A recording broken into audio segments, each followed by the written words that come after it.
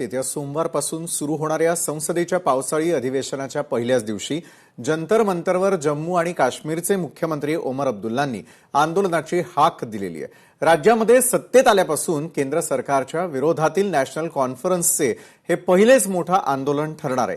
केंद्रशासित जम्मू आणि काश्मीरला स्वतंत्र राज्याचा दर्जा बहाल करण्याच्या मागणीवरून मुख्यमंत्री अब्दुल्ला यांनी आक्रमक भूमिका घेतलेली आहे।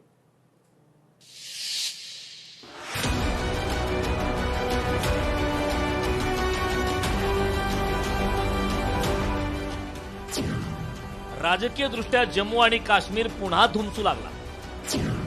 भाजप सरकार अस्थिर करत असल्याचा अब्दुल्ला यांचा आरोप। मुख्यमंत्री ओमर अब्दुल्लांचे सोमवारी जंतर मंतरवर आंदोलन।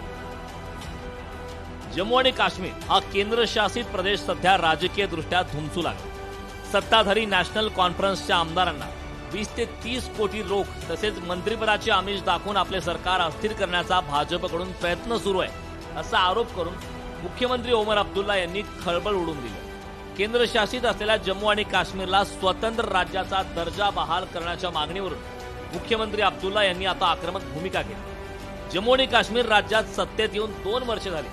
स्वतंत्र राज्याचा दर्जा बहाल करण्यासाठी केंद्र सरकारला पुरेसा वेळ दिला होता, मात्र अद्याप निर्णय झाला नाही। यापुढे किती प्रतीक्षा करायची हा मुख्यमंत्री ओमर यांचा सवाल आता धारदार होतो।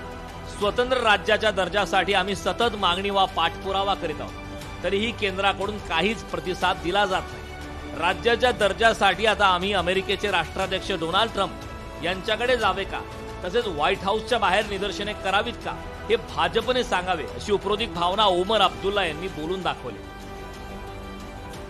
For the last few months, there have been so many slanderous accusations against National Conference and its leadership by senior BJP leaders in Jammu and Kashmir, particularly one leader who time and again has leveled unfounded and slanderous allegations against us, whom we have been fighting politically. Going on now, we will begin the process of sending legal notices to that particular BJP leader and the few others, and let's see where this process goes.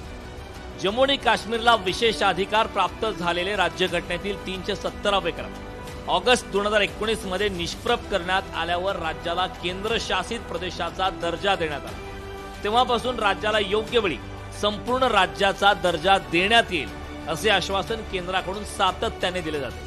अगदी पंतप्रधान नरेंद्र मोदी यांनीही योग्य वेळी राज्याचा दर्जा दिला जाईल असे जाहीर केले होते, पण ही योग्य वेळ केव्हा येईल याचे उत्तर सध्या कोणीच देत नाही। यावर ओमर अब्दुल्ला यांनी आता आक्रमक पवित्रा घेतला। जम्मू आणि काश्मीरमध्ये लोकनियुक्त सरकार असले तरी तो केंद्रशासित प्रदेश असल्याने पोलीस, कायदा व सुव्यवस्था, अधिकाऱ्यांच्या बदल्या हे सारे अधिकार नायब राज्यपालांकडे आहेत। दरवर्षी 13 जुलैला राज्यात साजरा होणारा शहीद दिन पाळण्यापासून गेल्या वर्षी ओमर अब्दुल्ला यांना पोलिसांनी रोखले। मग पोलिसांना चकवा देत ओमर यांनी कुंपणावरून उडी मारून शहीदांना श्रद्धांजली वाहिली होती। यंदाही नायब राज्यपालांच्या प्रशासनाने शहीद दिनाला परवानगी नाकारल्याने ओमर यांना पक्षाच्या मुख्यालयातच शहीदांना श्रद्धांजली वाहावी लागली। याचा राग मुख्यमंत्री ओमर अब्दुल्ला यांना आहे। जंतर मंतरवर होणाऱ्या आंदोलनामुळे जम्मू काश्मीरमधील राज्याच्या दर्जाचा प्रश्न पुन्हा राष्ट्रीय चर्चेचा विषय ठरणार आहे। नॅशनल कॉन्फरन्स PDP आणि इतर प्रादेशिक पक्ष केंद्रावर दबाव वाढवण्याचा प्रयत्न करतील